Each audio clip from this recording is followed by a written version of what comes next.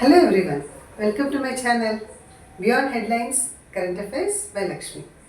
Our topic today is being dealt on the request of some of my subscribers. So, this is for you.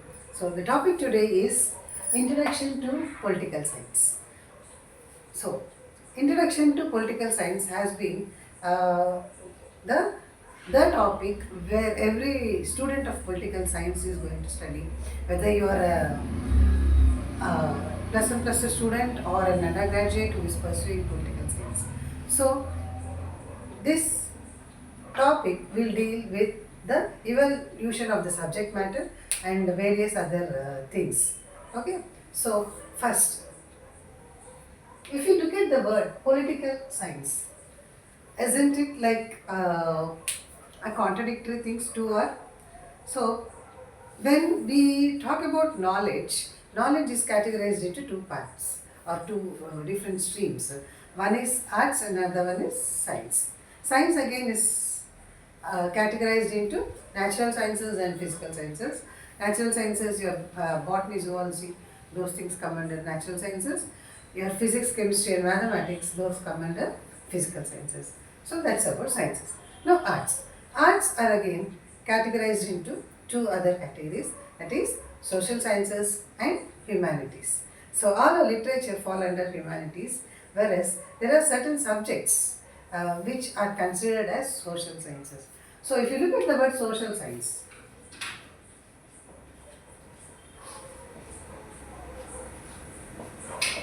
so these two actually are completely opposite to each other, social and science. So in social studies, we study about various subjects like history, geography, civics and economics. Whereas science, it's science, right?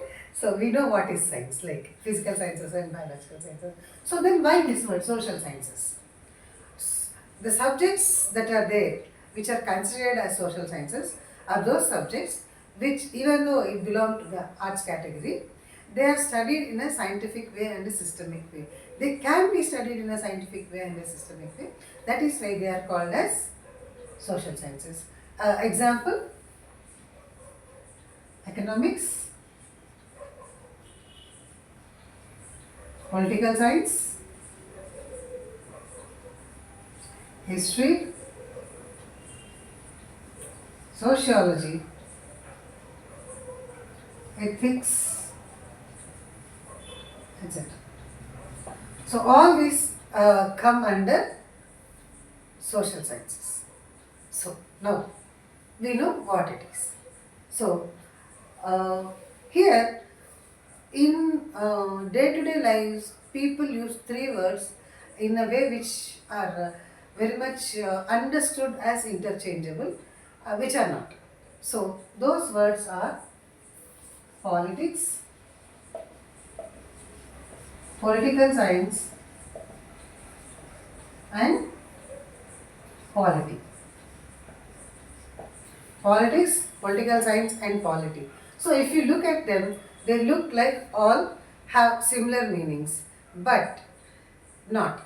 So politics deals with the subject matter, whereas political science is the way it is studied. And polity means whether it's means the constitution or government. So this is the subject matter. This is method of study, and this is constitution slash government. So three are three different areas of study. So they have a specific meaning, but due to the ignorance, people use them as interchangeable words. Okay, so if you look at it, they are almost politics, political science, polity. The root word is same for everything. The root word is polis. What is polis? So if we are to know the meaning of polis, we have to know the meaning of, we have to dig into a little history. Okay, so polis is the Greek word for city state.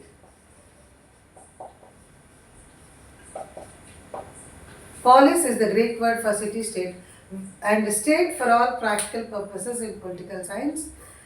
When we are studying in the introduction part, it means nation or country. So, city state is a nation or a country which is in the size of a city, which is self-dependent and independent from other influences, and it has its own government and other system. Okay, so this is the root word, polis. So the study of city-states became the study of political science. So the study of political science rather begins with the study of city-states. Okay, so that is it. And next, and politics did not evolve in a day. The subject matter gradually evolved from the study of man, that is, man as a uh, uh, food gatherer, man as a hunter, and man as an agriculturalist. And slowly, when the systems evolved, what happened was the whole concept of transacting in the society or living in the society also changed. Whereas at the initial stage, everything was mixed up, but later on, each sphere got a specialization in itself.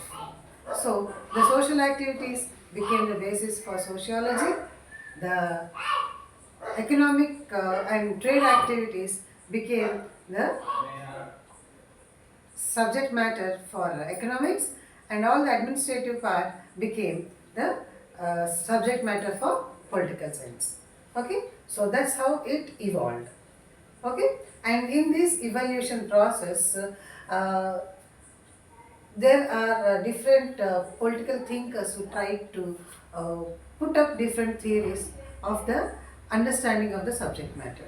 So, even before dealing with that, we'll discuss about initially when political science was evolving as a subject, it was more concerned with two aspects. One is state and another one is government. So, people generalize that political science is the study of state and government. And after the Second World War, this outlook changed. The Second World War brought into focus a new concept, that is the concept of power. So, this is called as traditional and this is called as modern approach. So, in modern approach, power became the central focus, and how power is gained or how power is shaped and how power is shared, this became the study of political science. So, two types, one is traditional, one is modern. In traditional way, we study more about state and government, whereas in modern approach, we study about power, how power is created, how power is shaped, and how power is shared. So, that became the subject matter, and in this process, there were different approaches that were there in studying political science. One is normative approach, and other one is empirical approach. So, in normative approach, norms, ethics, and values were given more importance, whereas in empirical approach, along with norms, ethics, and values, we are more practical oriented. That the facts and deeds also came into picture. So, these are the two strands wherein political science could be studied. So, and next we look at the evolution. When political science was evolving as an individual subject, many aspects influenced it. One of the concept is the concept of behavioralism. Behavioralism is a concept that has been borrowed by the political thinkers from natural sciences. So, behavioralism is adaptation to the environment. And what is its role in political science? In political science, behavioralism uh, makes people or individuals understand their political behavior and what kind of perception they have about their political system. So, these are the two aspects. One, it studies about the political behavior of the individuals, One, it studies about the understanding of the individuals towards their own political system. So this concept of behaviorism, it started in 1920s and became popular in 1950s. So, the advocates of behavioralism were political thinkers like Charles Merriam, David Easton, and others. So, they thought that they felt that this approach would be much helpful in understanding political science. Okay, and not all people accepted this theory. So, there have been a set of another political thinkers who are critical of this theory, and they came up with another concept called as post behavioralism,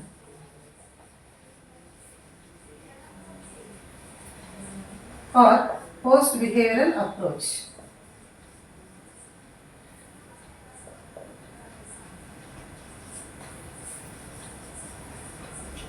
So these days they said that this is in very direct response to behaviorism, and we can call it as an attack on behaviorism. These days they felt that along with facts and deeds, values and ethics are also important, and therein came with political communication, political etiquette, all those things. So these became the basis for studying political science. And now that we have approached the subject and have a little grasp of that, we look at some of the definitions. So first one is J.W. Garner. So J.W. Garner defined political science begins and ends with state. So that means the whole subject matter of political science is about state. The whole subject matter of political science is about state. So the starting, the middle and the beginning, everything is concerned about state. And Stephen Leacock, he said that political science deals with government. And we have Paul Janet, who said that political science is that part of social sciences which deals with foundations of state and principles of the government. So here we can find both aspects, that is state and government. So according to Paul Janet, political science deals with both state and government. That means it discusses about the evolution of the state, how state is formed, how state is developed, and what is the current status of the state, and so also about the principles that guide the government. So that is about the definitions. And in our next topic, we will discuss about scope of political science. So that's all for now. Please like, share and subscribe my channel for more info. Thank you.